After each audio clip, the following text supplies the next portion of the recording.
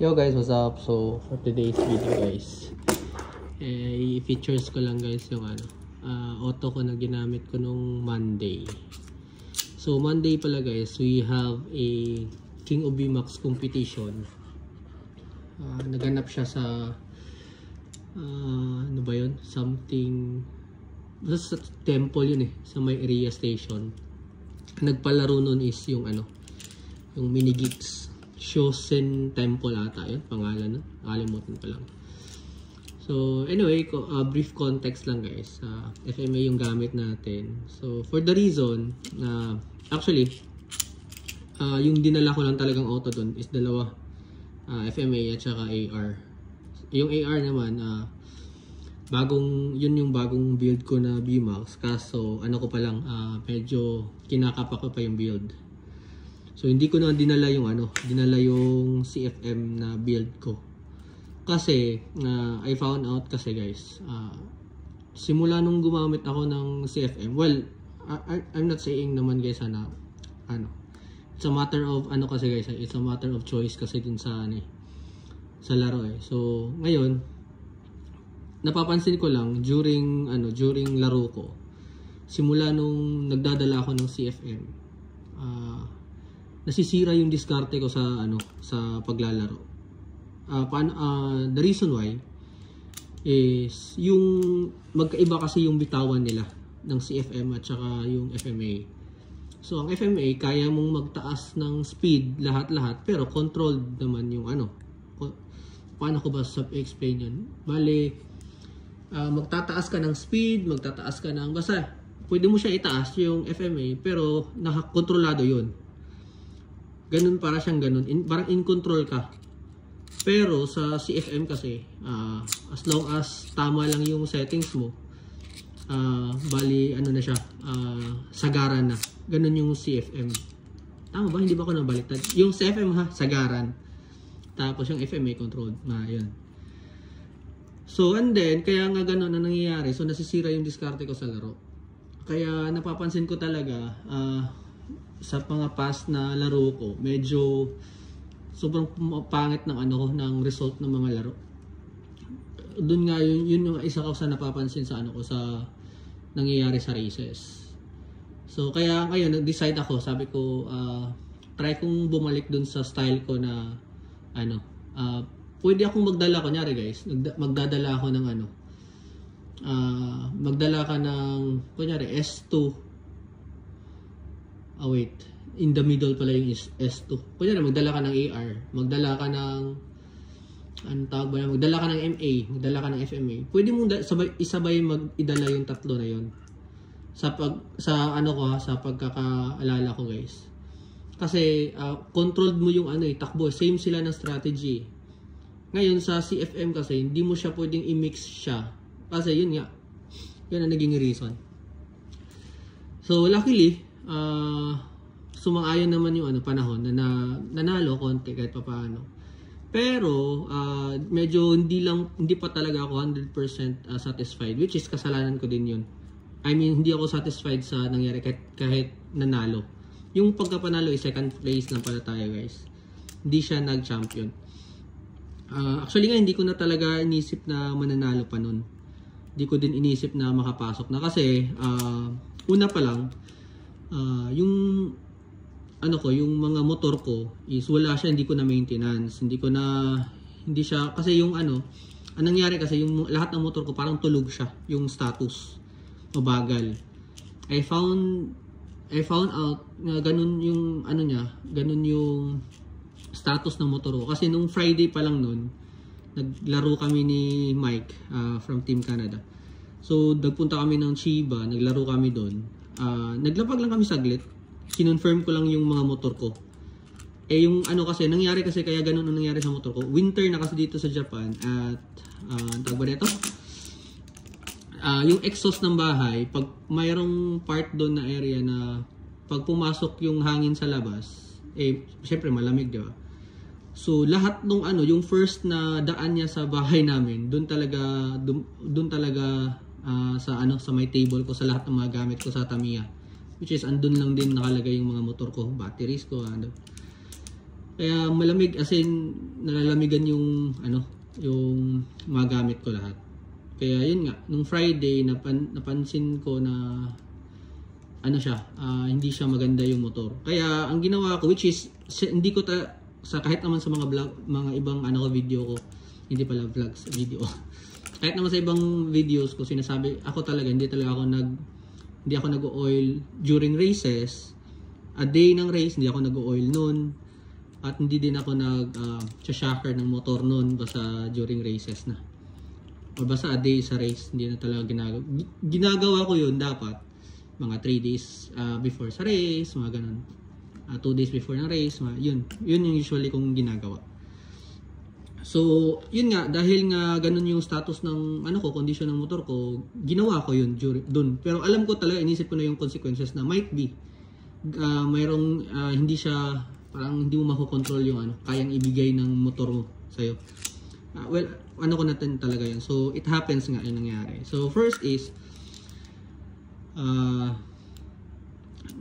pala ako, 3.5 ako dito na gear, tapos naka power dash ako. Kasi yun ang, nung pagka-check ko pa lang sa layout, pwede kayang gawin. Yun ang naisip ko kagad. Which is, nung unang ang tawag nito, lapag ko, mga 3 beses nun, pumapasok siya. Kasi pumapasok. Pero alam ko na kada lapag ko, tumataas na siya ng tumataas. Actually, tapos na yung nangyari guys, na in-oil ko na sinakar ko. Napapansin ko, tumataas palagi yung takbo niya. I did a 30 seconds na time dun sa lahat. Tapos, di ko lang sure kung merong isang player din na nag 30 seconds yung at time attack niya. Based lang sa guys sa pag-check ko ng time. Dalawa kami, pero medyo mataas konti yung tinakbo na ito. Pumapasok naman siya stable, ang problema sa una, yun nga. And then the rest naman is nasa 31 talaga yung takbuhan. 31 seconds. Pero yung takbo that time, ito is pa siya, 36, 37 kph, 3.5. Pero yung voltahe ko is 2.8.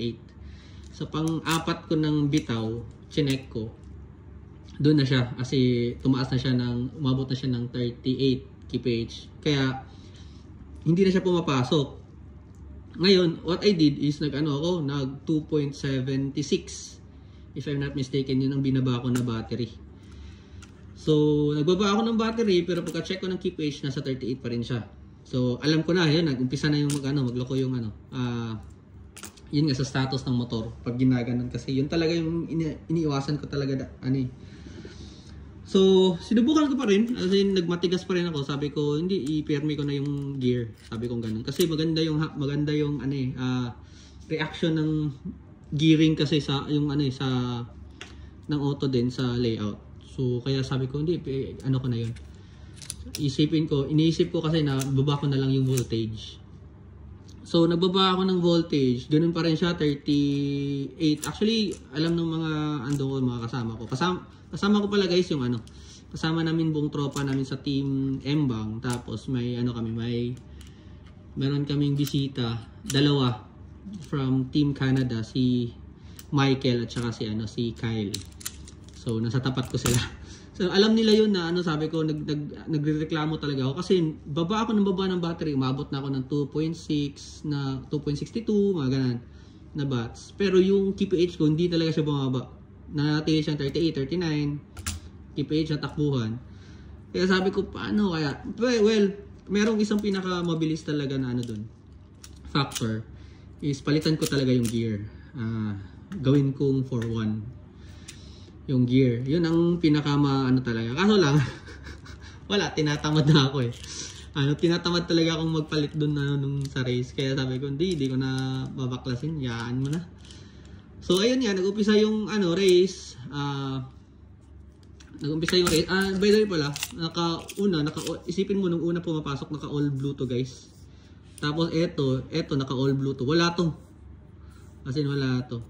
Nung hindi na siya pumapasok, nag-decide akong mag-all white dito. Eto din, naka-all white ako.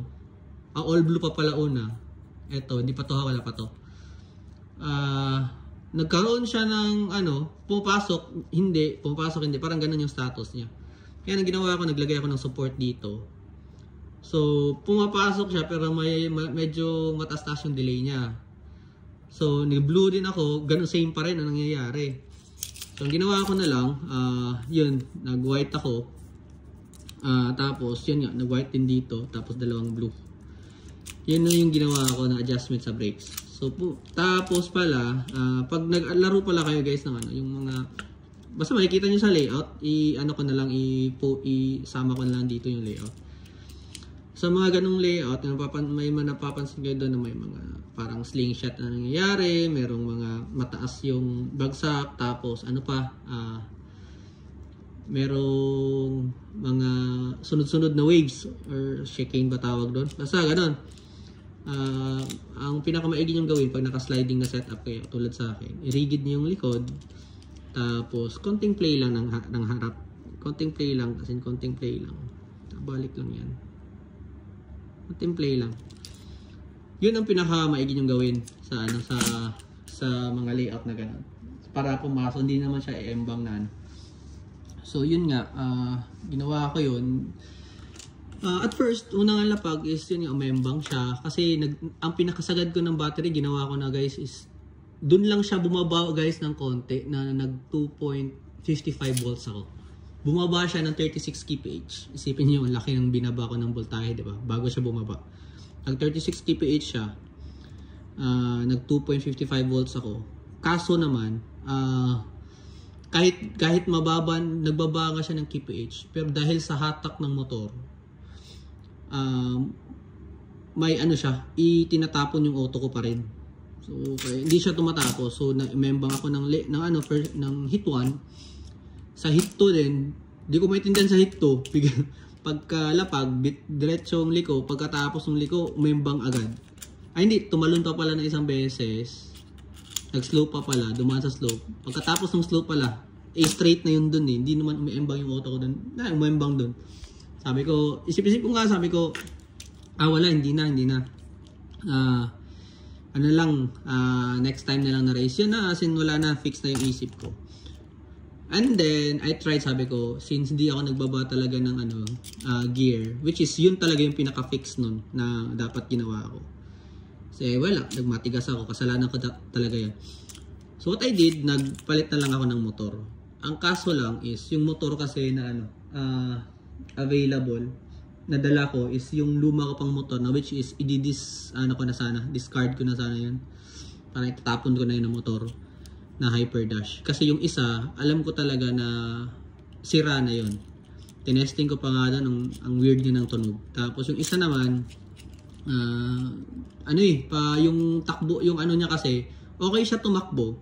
Kaso, alam mo yung biglang babagal, tapos bigla na siyang biglang hahatak din ng sobra-sobra. So, ganun siya na style ng motor. Kaya, pag na timing na consistent yung sa takbo ng motor na yun, okay naman siya. Pero yun nga, kaya nga itatapon ko na kasi alam ko talagang wala na sana yung motor na yun.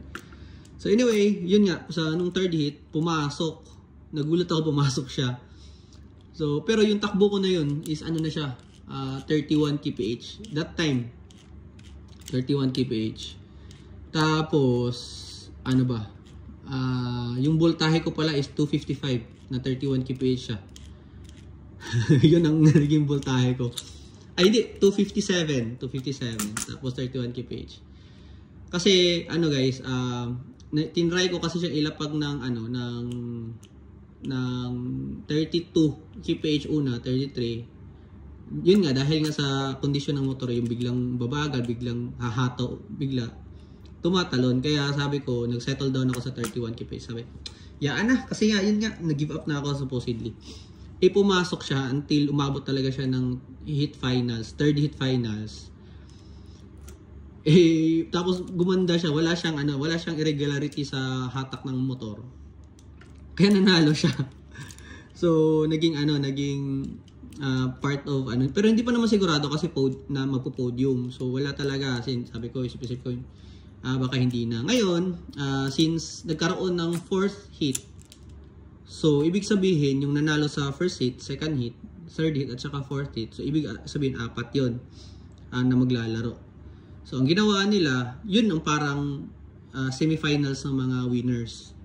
So, naglaban kami nung isa, tapos meron ding isang kabilang naglaban din sila.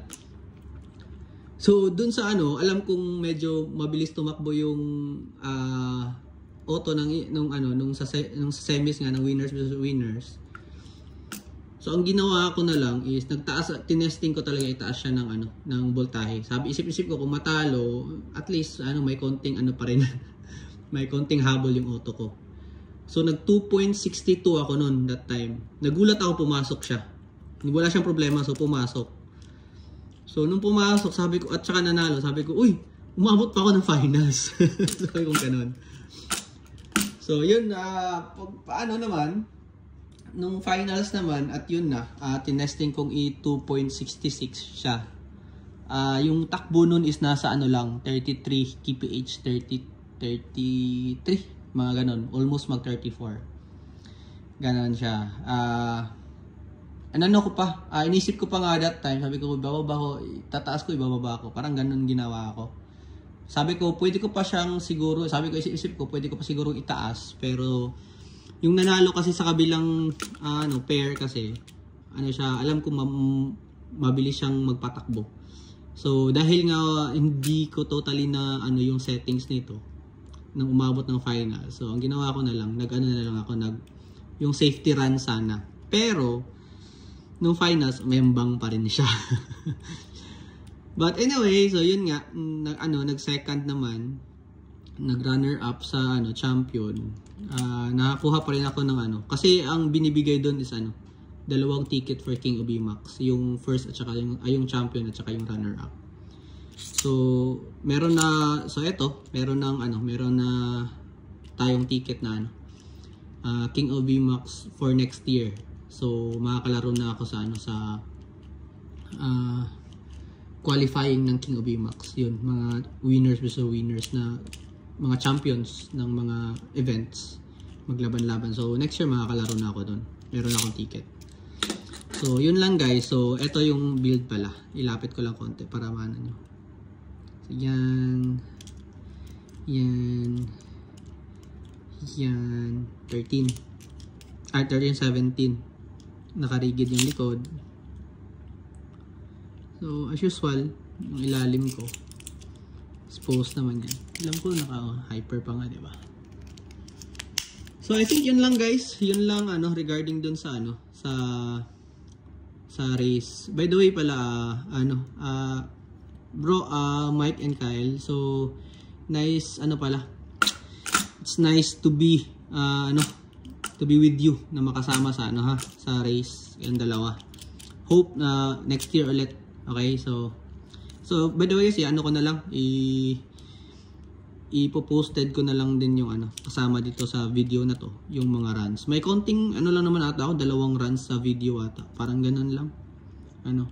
So sige, yun lang sa video na to, and once again, thank you again for watching pala guys, and salamat ng marami. Sige guys, thank you and enjoy sa video, and see you again for my next video. Thank you.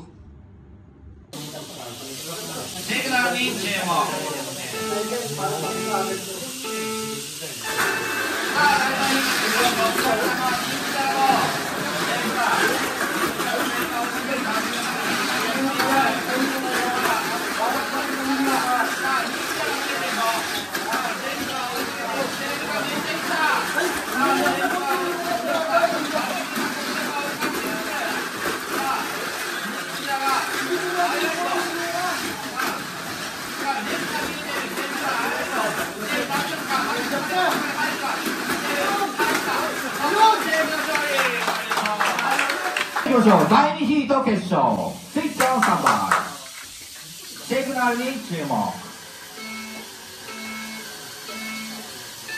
さあ、ダーニーとカイル、ダーニーがいい飛び出した。さあ、ダーニーが逃げる、カイルが追いかける。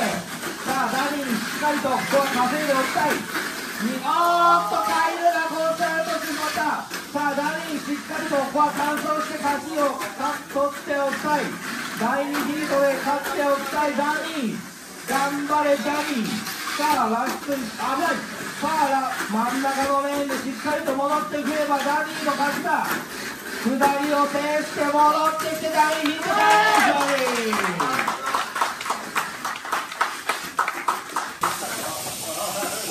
シグナルに注目。さあスタートしました第1の決勝。飛び出したのは3レーンのニコ選手か、いや PK 選手か、いやニコ選手 PK 選手のいい勝負だ。さあその調べられるその間にニコ選手がいて、さあニコ選手がライブヒー差を調べているぞ。コースアウト。さあ残っているのは2位レーンと PK 選手だ。さあ PK 選手がPK 選手が逃げている。戻ってきて PK 選手が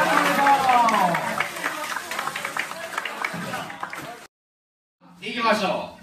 本日の最終レース、ギックスコラボ with テラ東京卍テラ4区優勝決定戦。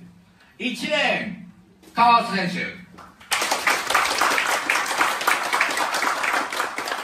2レーンジェフ選手。さあ本日の最速はどちらになるんだ。いきましょう。スイッチオンスタンバイ。シグナルに注目。